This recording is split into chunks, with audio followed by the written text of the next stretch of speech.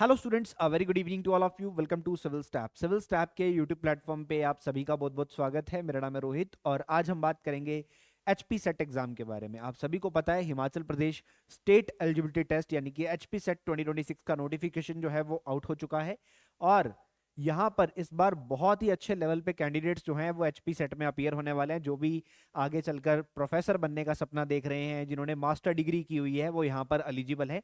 Further हम इस video के अंदर फर्दर एलिजिबिलिटी की बात भी करेंगे और मेन जो आज हम बात करेंगे कि कैसे आप लोगों को अप्लाई करना है, how to fill the form, किन बातों का आपको ध्यान रखना है, वो सारी चीजें हम इस वीडियो के अंदर डिस्कस करेंगे।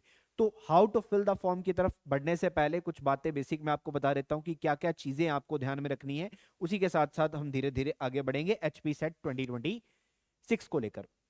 अब एचपी सेट 2026 के लिए जो भी कैंडिडेट इस बार अपीयर होने वाले हैं, आप सबको पहली जानकारी मैं यहां पर बता दूं कि इसके लिए जो भी फॉर्म फिल आपने करना है वो ऑनलाइन ही करना है।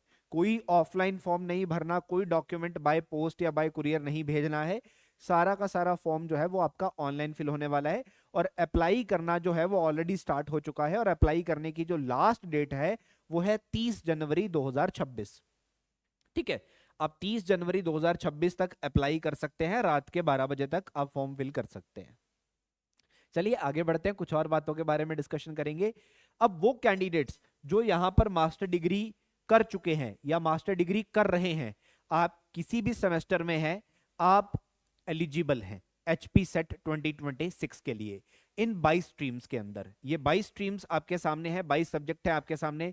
Chemical sciences, English, life sciences, commerce, economics, geography, Hindi, history, mathematical sciences, music, physical sciences, physical education, sociology, Sanskrit, इसके साथ साथ political science, public administration, computer science and application, tourism administration and management, mass communication and journalism, psychology, education, environment sciences. ये 22 stream के लिए ही set का notification है। इसके अलावा कोई भी डिग्री अगर आपके पास मास्टर्स की है तो आप एलिजिबल नहीं हो, इस बात का ध्यान आप लोग रखिएगा। अब ऐसा नहीं कि किसी ने मैनेजमेंट किया हुआ है तो आप टूरिज्म एडमिनिस्ट्रेशन एंड मैनेजमेंट में अप्लाई कर दो, ऐसा नहीं। तो इन्हीं 22 में ही आप जो जो जिनके पास इन पर्टिकुलर सब्जेक्ट्स में मास्टर्स हैं, आप एलिजिबल हैं। ठीक है। सो नंबर की बात करें तो जनरल कैटेगरी के स्टूडेंट्स या जिसे हम अनरिजर्व्ड कह देते हैं या फिर जनरल ईडब्ल्यूएस के कैंडिडेट्स हैं, उनके अगर मास्टर डिग्री में 55% मार्क्स आए हुए हैं, मास्टर डिग्री के अंदर 55% मार्क्स आपने सिक्योर किए हुए हैं, तो आप एलिजिबल हो। ठीक है, 55% मार्क्स।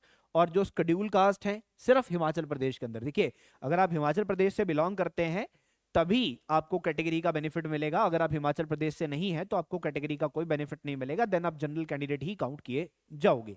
इस बात का ध्यान रखना है। और एचपी सेट एक ऐसा एग्जाम है, अगर आपने एचपी सेट क्वालिफाई किया है तो एचपी सेट की एलिजिबिलिटी आपकी हिमाचल प्रदेश के अंदर ही है, हिमाचल से बाहर नहीं है, किसी अन्य स्टेट के लिए नहीं है।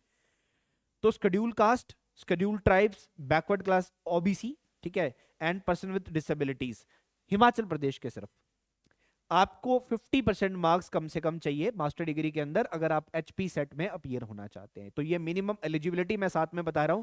अगर आपके पास पूरी की पूरी, मतलब अगर आपके पास कोई कैटेगरी है तो उसका सर्टिफिकेट डॉक्यूमेंट आपके पास होना चाहिए।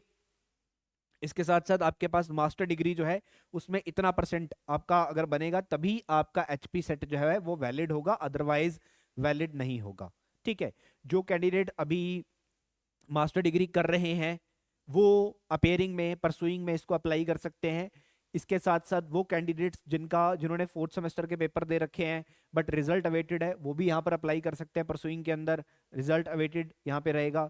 जिन्होंने कंप्लीट कर रही हुई है वो तो कर ही सकते हैं अप्लाई, वो तो एलिजिबल है ही है।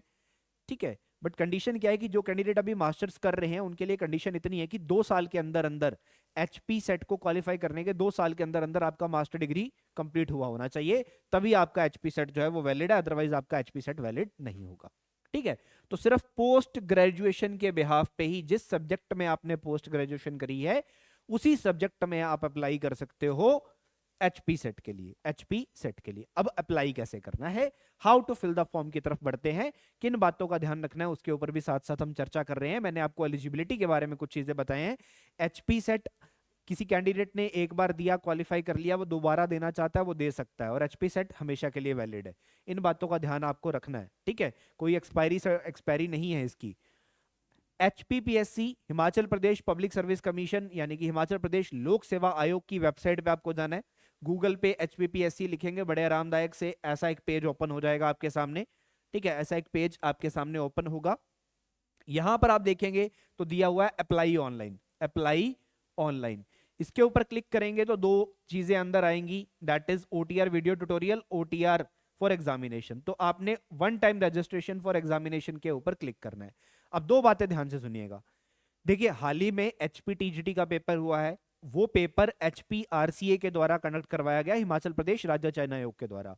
तब भी आपने OTR वहां पे किया होगा, बट वो OTR आपने RCA की वेबसाइट पे किया है। ये Himachal Pradesh public service commission है, तो यहां पर आपको OTR दोबारा करना पड़ेगा। बट वो विद्यार्थी जिन्होंने पब्लिक सर्विस कमीशन का पहले कोई एग्जाम दिया है या फॉर्म भरा था, तब आपने OTR जरूर किया होगा, तब आपने वन टाइम रजिस्ट्रेशन जरूर किया होगा। जैसे अगर किसी ने अलाइड का पेपर दिया है, अगर किसी ने, यहां पर मैं बात करूं, HS का पेपर दिया है, तो आपने डेफिनेटली यहां पर OTR किया हुआ है। तो आपको अपना सेम पुराने वाला जो यूजर नेम और पासवर्ड है वही यूज कर लेना है, आपको दोबारा OTR करने की जरूरत नहीं है। जिन्होंने कमीशन के पहले पेपर दिए हुए हैं, पब्लिक सर्विस कमीशन के तहत कोई पेपर दिया हुआ है, ठीक है, उनकी बात है। जिन्होंने राज्य चयन आयोग में अभी TGT का पेपर या JBT का पेपर या पटवारी का पेपर भरा है, उनको यहां पर अगर वो एलिजिबल हैं, यहां पर आकर फॉर्म भर रहे हैं HP सेट का, तो आपको OTR करना ही पड़ेगा। जिन्होंने राज्य चयन आयोग के अलावा पब्लिक सर्विस कमीशन में कोई पेपर पहले दिया हुआ है, वो नहीं करेंगे। अब देखिए, इस पे अगर वन टाइम रजिस्ट्रेशन पे क्लिक करेंगे तो आपको एक विंडो ओपन होगी, ऐसा एक पेज ओपन हो जाएगा, ऐसा एक पेज आपके सामने ओपन हो जाएगा। ठीक है, अब वो कैंडिडेट्स जिन्होंने पहले पब्लिक सर्विस कमीशन का कोई पेपर दिया हुआ है, वो यहां पर क्या करेंगे, अपना यूजर ID पासवर्ड भरेंगे, ये एक कैप्चा होता है, इसको डालेंगे, लॉगिन कर लेंगे। बट वो कैंडिडेट जिन्होंने पब्लिक सर्विस कमीशन का पहले कोई पेपर नहीं दिया है, उनको OTR करना है, वन टाइम रजिस्ट्रेशन करना है पब्लिक सर्विस कमीशन की वेबसाइट के ऊपर, लोक सेवा आयोग की वेबसाइट के ऊपर। वो यहां पर न्यू रजिस्ट्रेशन के ऊपर क्लिक करेंगे। आपको यहां पर न्यू रजिस्ट्रेशन के ऊपर क्लिक कर लेना है। न्यू रजिस्ट्रेशन के ऊपर जब आप क्लिक करेंगे तो कुछ इस तरह की विंडो आपके सामने आ जाएगी। तो यहां फिर आपको न्यू रजिस्ट्रेशन में ईमेल ID डालना है, फिर मोबाइल नंबर अपना डालना है, एक सिक्योरिटी क्वेश्चन, दो क्वेश्चन है यहाँ पे, आप चूज कर लेंगे और उसका आंसर भी यहाँ डाल देंगे। ये सेफ्टी के लिए होता है कि कल को अगर आप पासवर्ड भूल जाओ तो ये क्वेश्चन सिक्योरिटी पर्पस के लिए आपको ध्यान में होना चाहिए। फिर आप अपना एक पासवर्ड डालोगे, फिर उसी पासवर्ड को री एंटर भी करोगे, 2 बार होता है कंफर्मेशन के लिए। अब देखो, पासवर्ड को लेकर मैं कुछ बात आपको बता देता हूं। आपका जो पासवर्ड है, ठीक है, वो 8 से 15 कैरेक्टर के बीच में होना चाहिए, यानी कि कम से कम 8 होने चाहिए आपके अल्फाबेट्स, उसके बीच में 8 से 15 के बीच में लेके जा सकते हो। ठीक है, जिसमें एक अपर केस होना चाहिए। एक अपर केस मतलब आपके पासवर्ड का एक अल्फाबेट जो है वो बड़ा होना चाहिए, जैसे R है, ठीक है, या C है, या B है, कुछ भी है, एक कैपिटल में लिखना है आपको, एक कैपिटल में होना चाहिए। ठीक है, और उसके बाद एक लोअर में भी होना चाहिए। मतलब आपको क्या करना है, आपके पासवर्ड में बड़ी ABC का अक्षर भी होना चाहिए, आपके पासवर्ड में छोटी ABC का अक्षर भी होना चाहिए। मैंने स्पेशल कैरेक्टर लिख दिया, B लिख देता हूं मैं, ठीक है, BCD, छोटी ABC भी होनी चाहिए, बड़ी ABC भी होनी चाहिए, और एक स्पेशल कैरेक्टर भी होना चाहिए। स्पेशल कैरेक्टर में आप डॉलर का इस्तेमाल कर सकते हैं, हैश का इस्तेमाल कर सकते हैं, एक्सक्लेमेशन का इस्तेमाल कर सकते हैं, या फिर @ का इस्तेमाल कर सकते हैं। सिर्फ यही स्पेशल कैरेक्टर आप इस्तेमाल कर सकते हैं। इनमें से एक स्पेशल कैरेक्टर भी होना चाहिए और नंबर भी होना चाहिए, 1 2 3 4 5 6 7 8 9, इनमें से कोई एक नंबर आपके होना चाहिए। एक से ज्यादा भी हो सकते हैं, आप कैपिटल एक ही नहीं लेना, आप कैपिटल में एक से ज्यादा भी लिख सकते हैं, छोटे में एक ही नहीं लिखना, आप एक से ज्यादा भी लिख सकते हैं, नंबर एक ही नहीं लिखना, आप एक से ज्यादा भी लिख सकते हैं। ठीक है, बट एटलीस्ट एक होना चाहिए, एटलीस्ट कम से कम एक होना चाहिए आपके पासवर्ड के अंदर। आपका पासवर्ड मिक्सचर होना चाहिए, बड़ी ABC, छोटी ABC, स्पेशल कैरेक्टर और नंबर का। ठीक है, इस बात का ध्यान रखना। अगर ऐसा नहीं है तो आपका फॉर्म बार बार वो एक्सेप्ट ही नहीं करेगा। उसके बाद ये कैप्चा दिया हुआ है, आप इसको भरेंगे और इस बॉक्स के ऊपर क्लिक जरूर करना है, I agree to the terms and condition, और रजिस्टर पे क्लिक कर देना है। आपका रजिस्ट्रेशन हो जाएगा, आपका रजिस्ट्रेशन हो जाएगा।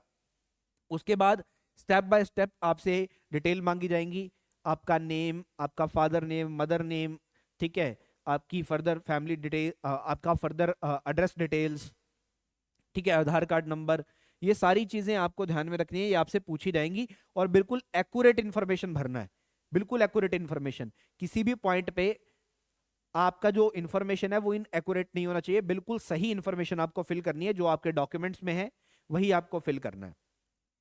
क्योंकि अगर बाद में ऐसा हुआ कि आपने कुछ गलत भर दिया और फॉर्म सबमिट कर दिया तो फिर आपको दिक्कत आएगी, फिर आपको दिक्कत यहाँ पे हो सकती है। फॉर्म फिल करते हुए अंत में आपको एक पेमेंट करनी पड़ेगी। वो पेमेंट जो है वो जनरल वालों के लिए 1150 रुपये है, और general EWS OBC non creamy layer वाले जो हैं 600 रुपये, और schedule caste, schedule tribes, BPL, ठीक है, पर्सन विद डिसेबिलिटीज, इन सब के लिए जो फीस रहेगी वो 325 रुपये रहेगी। तो ये एचपी सेट का फॉर्म भरते हुए ये फीस आप लोगों को पे करनी है, और अपने फॉर्म को, अपने डॉक्यूमेंट्स को अच्छे से चेक करना है। बिल्कुल कोई भी इंफॉर्मेशन गलत नहीं होनी चाहिए। जो डॉक्यूमेंट्स आपके पास हैं वो एक्यूरेट होने चाहिए, वो करेक्ट होने चाहिए, उसी के अकॉर्डिंगली आपने फॉर्म फिल करना है। अभी समय है आप लोगों के पास, 30 तारीख इसकी लास्ट डेट है, और आज सिर्फ 6 तारीख है। अभी आपके पास 23-24 दिन का समय है। मैं ये नहीं कहता कि फॉर्म आप 28 तारीख को या 30 तारीख को ही भरो, बट आप लेके चलो कि 15 दिन का समय आपके पास है। तो आपको, अगर आपके डॉक्यूमेंट्स में कहीं कुछ एरर है, कुछ करेक्ट करवाने वाला है, तो उसको पहले करवा लीजिए, उसके बाद इस फॉर्म की तरफ बढ़े।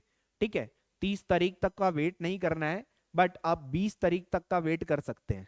ठीक है, सो आराम से इस फॉर्म को भरें, कोई जल्दबाजी ना करें, एक एक चीज को अच्छे से चेक करें, फिर फॉर्म को सबमिट करें। ध्यान रखें कि आप एलिजिबल हैं। यहां पर कमीशन ने, मतलब राज्य Himachal Pradesh public service commission ने प्रॉपरली नोटिफिकेशन में ये मेंशन किया है कि एक कैंडिडेट खुद रिस्पॉन्सिबल है। अगर वो फॉर्म भरते हुए कोई गलती कर लेता है तो उसे खुद चेक करना है कि वो प्रॉपर एलिजिबल है या नहीं है, उसे खुद इस चीज को चेक करना है। और वो सारी कंडीशंस मैंने आपको बता दी है कि इन बातों का ध्यान आपने रखना है। सब्जेक्ट का ध्यान रखना, आपकी मास्टर्स उसी में हो, कम से कम 55%, अगर कैटेगरी है तो 50%, वो नंबर आपके आए हों। ठीक है, और आपके पास, अगर आप कैटेगरी में भर रहे हो तो वो कैटेगरी प्रॉपर आपके पास, उसका डॉक्यूमेंट जो है वो होना चाहिए। ये सारी बातों का ध्यान में रखते हुए ही आपको फॉर्म भरना है। ठीक है, किसी भी विद्यार्थी को कोई परेशानी आती है उसकी जरूर हम सहायता करेंगे। इस वीडियो के कमेंट सेक्शन में आप पूछ सकते हैं फॉर्म भरते हुए, और इस वीडियो को ज़्यादा से ज़्यादा शेयर कर दीजिए ताकि आपके जो दोस्त मित्र यहाँ पर तैयारी कर रहे हैं, ठीक है, एचपी सेट के लिए प्रिपरेशन कर रहे हैं या फॉर्म भरने वाले हैं, उनको पता लग जाए कि फॉर्म में किन बातों का ध्यान जो है यहाँ पे रखना है। एचपी सेट 2026, देखिए 2026 में हिमाचल प्रदेश के अंदर बहुत सारी वैकेंसीज आएंगी। असिस्टेंट प्रोफेसर की वैकेंसी भी जल्दी ही आपको देखने को मिलेगी। तो तैयारी में कोई कमी नहीं रहनी चाहिए, और आपकी तैयारी के लिए सिविल स्टाफ हमेशा आपके साथ है। मिलेंगे बहुत सारी क्लासेस के अंदर। तो चलिए, अलविदा, बहुत बहुत धन्यवाद।